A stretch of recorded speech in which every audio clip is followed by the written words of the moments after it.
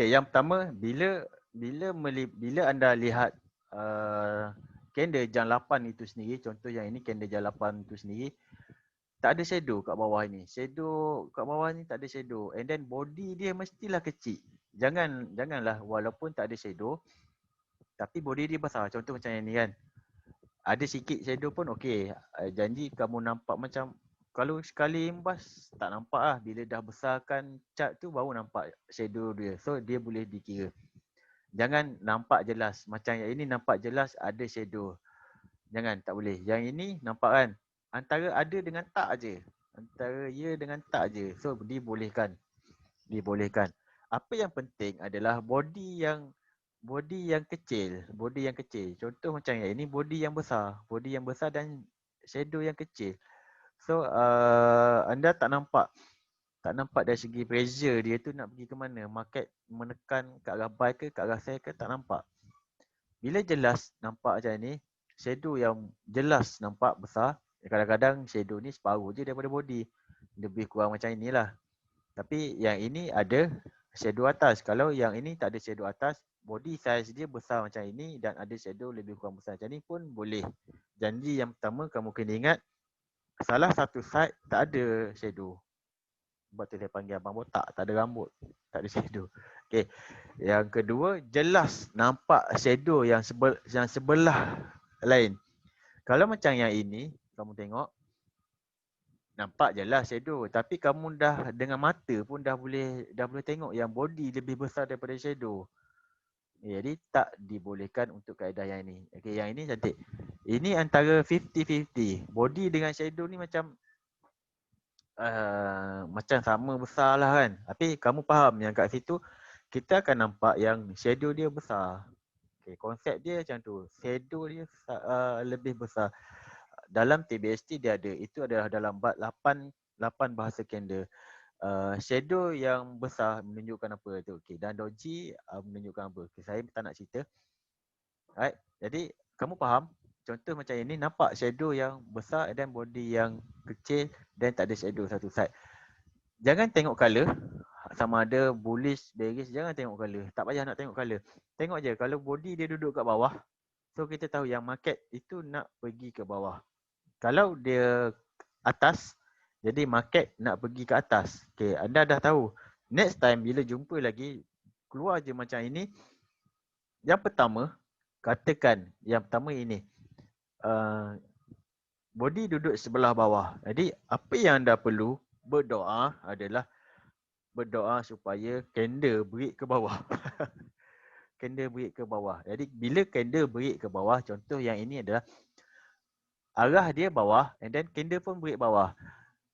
Kamu perlu masuk pada bahagian bawah ini, shadow yang bawah ini. Letak kat situ. Kadang-kadang dia tak tiga. Untuk lebih tepat nanti kamu tengok lebih tepat candle yang breakout ini, dekat-dekat nak breakout ini, yang ini kan.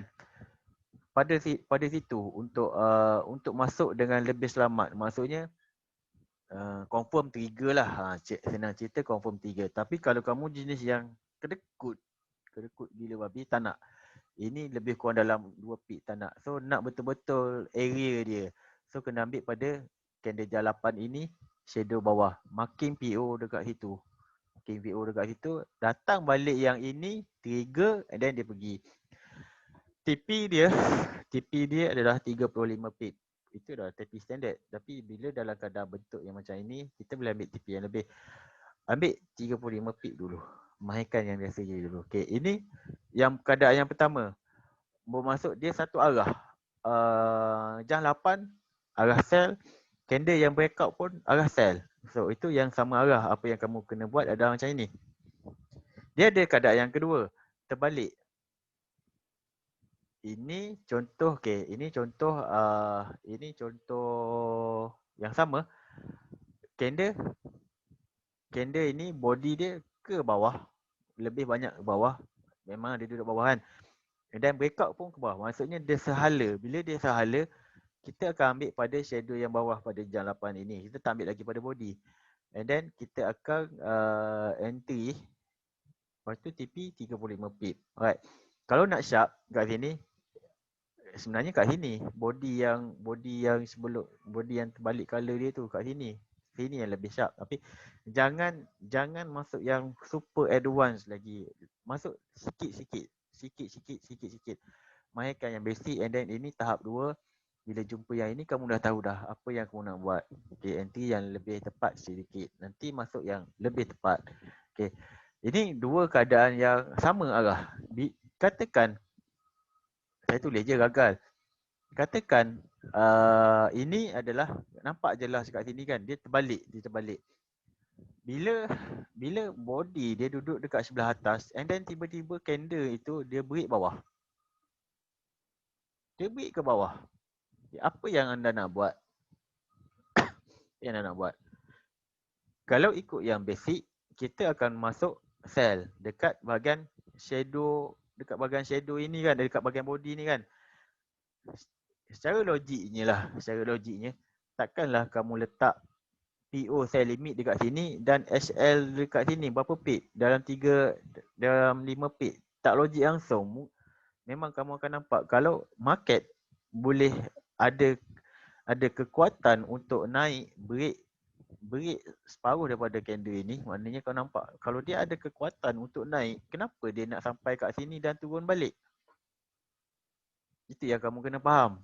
Jadi bila jumpa keadaan yang terbalik ini, body atas buy and then breakout sell. Sebenarnya apa yang perlu dia buat, nampak line merah yang saya tanda ni kan?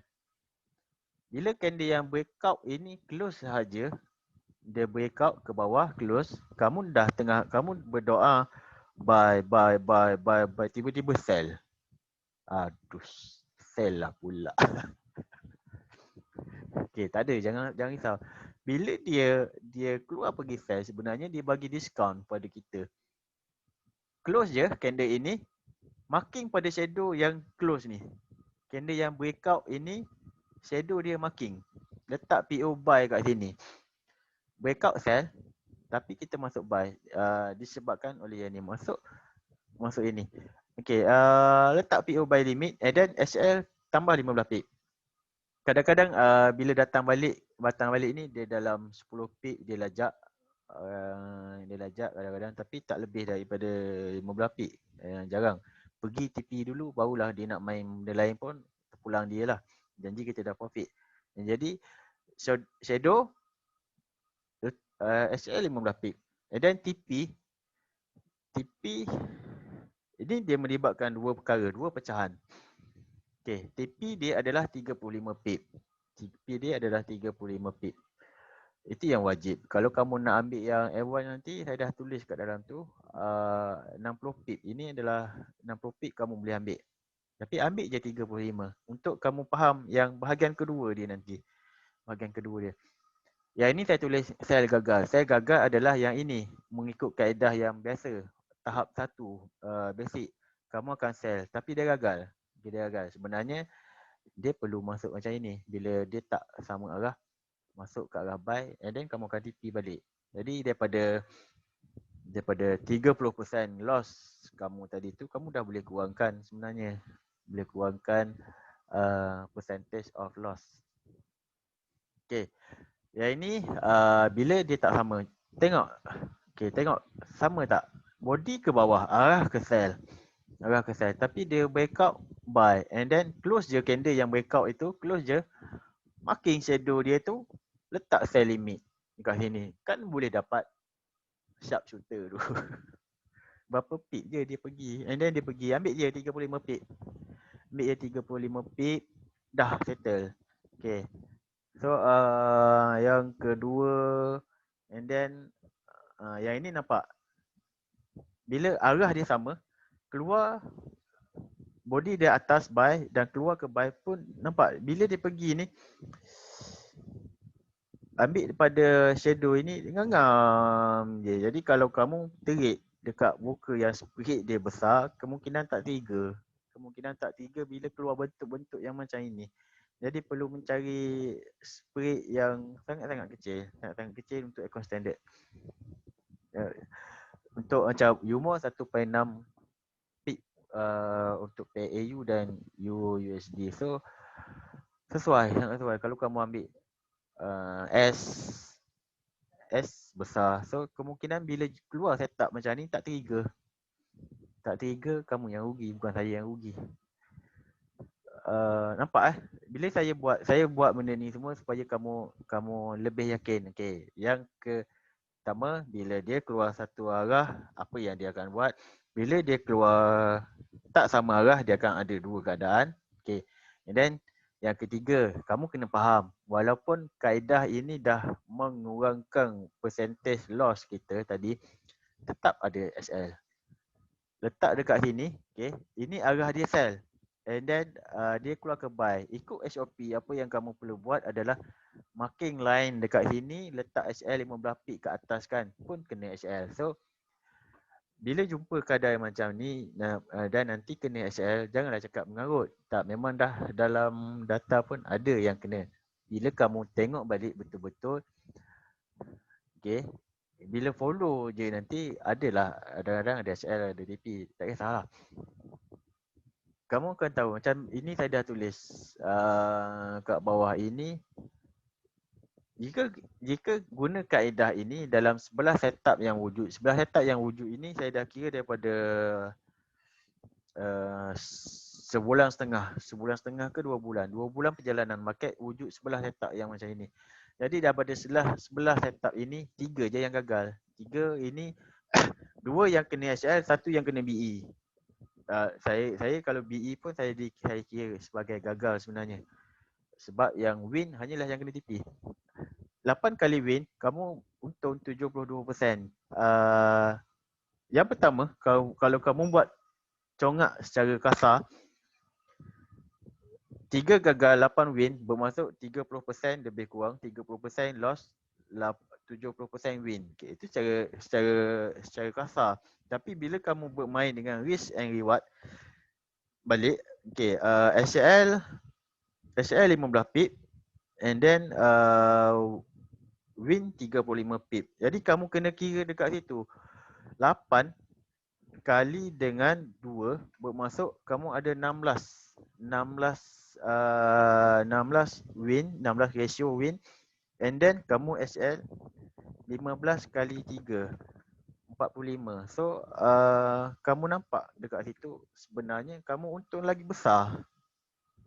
Satu TP kamu dah boleh cover 2 SL. So dengan 2 TP kamu dah boleh cover 4 SL. Jadi balance lagi 6 lagi yang TP itu kamu boleh banyak lagi. So itu benda dia. Jadi follow sahaja SOP. Jangan nak mengarut. Macam hari ni kamu kena SL. Saya tahu ada yang nak tanya, cikgu nak counter boleh tak? Saya tahu ada yang nak tanya. Jangan. Okay. Kamu dah nampak sendiri kan. Ini cuma penerangan yang saya dah cerita tadilah. Hangman. Ini nama-nama dia yang sebenar. Hangman, ni semua. Tak perlu nak ambil tahu pun. Jadi saya tak marah pun kalau kamu tak hafal nama-nama candle pun semua. Tak perlu pun. Okay, ini dah saya cerita kat sini. Okay. Yang pertama, yang kedua dan yang ketiga saya dah cerita. Bahagian yang kedua tadi ada satu benda yang saya tak cerita lagi. Bila jumpa keadaan yang macam ini kan, kalau tengok daripada segi logik akal pada mata, ini win ke loss? Setup ini win ke loss? Okay lah. Arah dia ke atas buy and then dia backout sell. Bermaksud dia terbalik. Bila dia terbalik, kita akan ambil TP dekat kita akan ambil buy limit dekat sini kan. And then bila dia datang balik, ini 3 buy limit. So pada mata kamu sebenarnya win ke loss yang ini? Ini melibatkan market 21 Disember. Okay, nanti saya buka. Ini melibatkan yang bahagian kedua. Bila terbalik. So kamu kena ingat 3 perkara. Yang pertama, kalau dia searah, simple je, satu je cara dia. Yang kedua, bila dia terbalik arah, dia akan ada 2 keadaan. Yang kamu kena ingat. 2 keadaan ini win. Ini kena HL ni. Buy limit dekat sini, ini kena HL. Tapi betul, jawapan dia memang win. Pada mata kamu, kamu akan nampak gagal. Okay, 21 hari bulan Disember. Saya buka 21 hari bulan Disember. Ini AU. 21 Disember. Okay. Ini. Saya buka Nampak kan? Cat kan? Nampak kan? Bila? Sebab tu saya suruh kamu. Kan dalam Discord. Jazuli kamu tak ada dalam Discord? Okay, saya terangkan balik. Saya terangkan dulu. Bila sebab tu saya suruh ambil 35 pip supaya kamu faham, kamu melekat dulu keadaan-keadaan dia. Bila dah mahir, dah kacang je ni, dah tahu semua selok-belok dia, suka hati kamu lah. Kenapa saya suruh ambil adalah ini. Bila kamu ambil marking 35 pip kan. Ini buy dan ini sell. So dia terbalik. Kamu marking dekat sini and then buy limit dekat sini. Ini sebenarnya candle ni market movement ni besar ni. Lebih kurang dalam 15 pip. Hampir SL. Okay. Dan 35 pip. Kamu ambil 35 pip. Contoh macam ni lah. Okay. Kamu letak TP. TP tu duduk dalam zone candle jalapan lagi. Tak break. Kalau yang sebelum-sebelum ini adalah jelas bila keadaan yang macam ini, macam ini kan jelas. Bila kamu ambil TP dia duduk kat atas. Ini zone A, ini candle jat 8, buy and then TP dia kat atas, jelas. So kamu tahu kekuatan dia pergi ke atas tu kuat. 21. Okay. Bila keadaan yang macam ini, TP dia duduk kat dalam. Kamu dah tahu yang dia nak breakout jam 8 itu tak mudah-mudah. Okay, bila dapat keadaan yang macam ini, ambil TP 35 pip. Ambil TP ke 35 pip dan kamu boleh nampak lah nanti yang dia akan reverse balik macam ini. Lepas tu kemudian tu dia nak buat apa tu lantak dia lah. Okay. Tapi kamu nampak 2 step ke depan dia. Satu step yang dia akan ke TP dan dia akan reverse balik. Satu step lagi dia akan reverse balik. Jadi kamu tahu yang position yang kamu ambil ini tak boleh hold. Jadi faham dekat situ kenapa saya suruh ambil 35 pip sahaja dulu supaya kamu melekat dalam kepala ada satu lagi keadaan market macam ini. Kalau jumpa yang macam ini dia akan reverse balik and then kamu tanya nanti. Kalau dah tahu dia nak reverse balik, masuk buy kat sini and then dia reverse balik, kenapa tak sell balik? Ada. Ada je, nampak tak saya dah marking siap-siap kat sini ni. Ada je cerita dia kemudian. Boleh. Sharp tak yang saya tanda color merah ni? Buy kat sini, tak adalah sharp sangat kan. Buy kat sini, TP, buy. And then, kita boleh makan sell lagi sekali. Boleh je sebenarnya. So, apa yang saya ajar kamu ini adalah yang biasa-biasa je dulu. Satu hari dua position. Satu hari dua position. Supaya dengan keadaan relax macam itu pun, akhir bulan kamu boleh withdraw. Itu je. Bila dah main sangat nanti ni, suka hati lah. Hatilah kalau jumpa yang keadaan macam ni, nak buy, nak sell, kamu tahu. Kamu tahu macam mana. Tak adalah, alamak, pergi, dah nak TP, patut kenapa dia reverse balik, kena SL balik. Dah kamu tak ambil, tak marking 35 pip tu masalahnya. So faham? Itu je. Ini bila melibatkan keadaan yang macam ini sahaja. Belum cerita yang lain-lain lagi nanti. Jadi, yang basic. And then yang kedua adalah yang ini. Next time saya akan detailkan bahagian yang lain.